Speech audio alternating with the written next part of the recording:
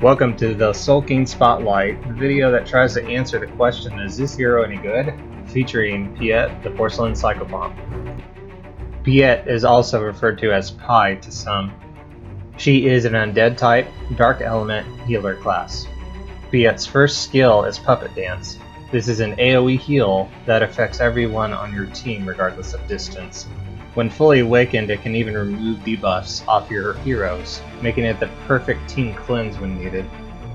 Puppet Dance also does have a fairly high natural cooldown of 30 seconds, which makes using this frequently for 2 mana fairly difficult. Piet's second skill is Doll's Curse.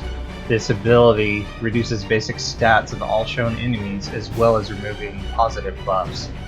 When fully awakened, it has a 40% reduction to basic stats and lasts for up to 17 seconds. This is an incredible skill for only 1 mana, however the natural cooldown is up to 40 seconds. Piet's passive is a 30% silence reduction.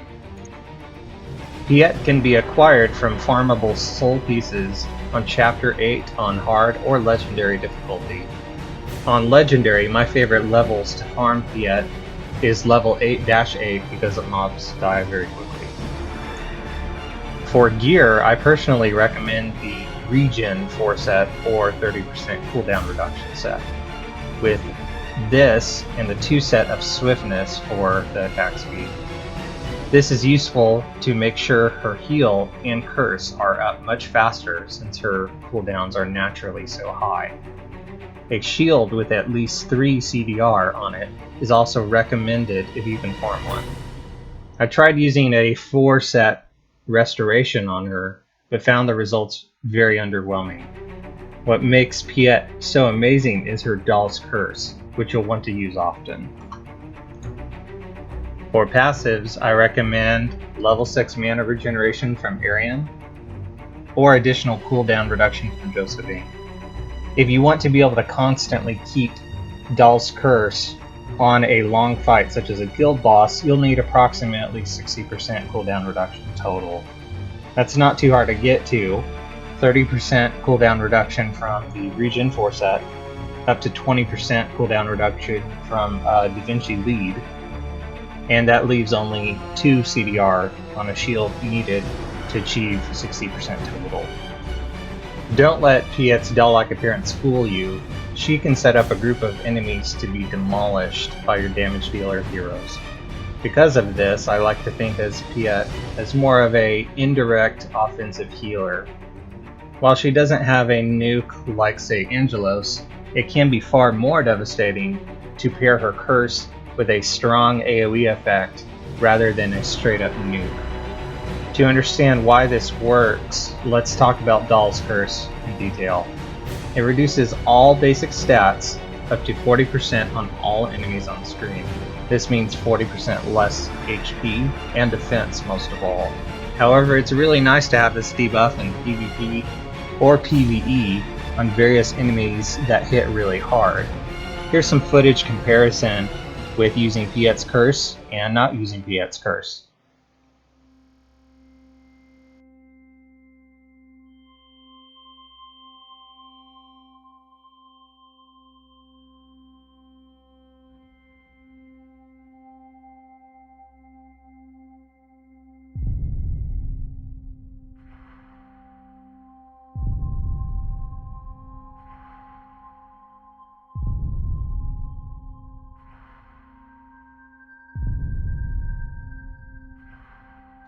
As you can see, the differences aren't completely scientific, but the results can be pretty dramatic. I also wanted to point out Piet's Doll's Curse can stack with other effects like defense reduction. Usually stacking these effects isn't worth doing, but you just need to pay attention to the icons to see what is actually stacking. The math can get a little bit tricky. Another benefit to Doll's Curse is that it removes buffs from enemies. However, as you can see here, it doesn't work on everything like invincibility shields. This can be great for purging and then turning the tide of battles very quickly. This ability overall is simply amazing, and it's really what makes Piet exceptional. But did I mention she's also a healer? Her puppet dance is a great AoE heal. Most AoE heals tend to focus in and around one target and can miss who you really need to heal, but Piet doesn't have that limitation. Her heal hits all friendly heroes on the screen. This can include even summoned units like Jeffrey's Frost Shards. The other Final Awakened effect is really noteworthy though. She can not only curse your enemies while removing buffs, but cleanse debuffs from your team.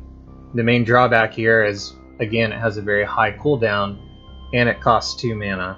Still, for the cost, what you get can save your team from total devastation. If you're looking to farm a healer that is hands down one of the best, if not the best, in the game in today's present meta, then I strongly recommend Piet. I give her 5 stars out of 5, and I don't do that lightly. If you want to choose something to farm that will help you in all aspects of Soulking, then look no further.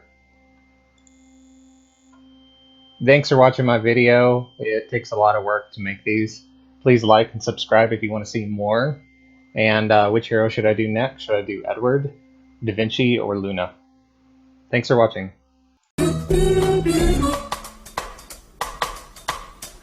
Phenomena. Phenomena. Phenomena.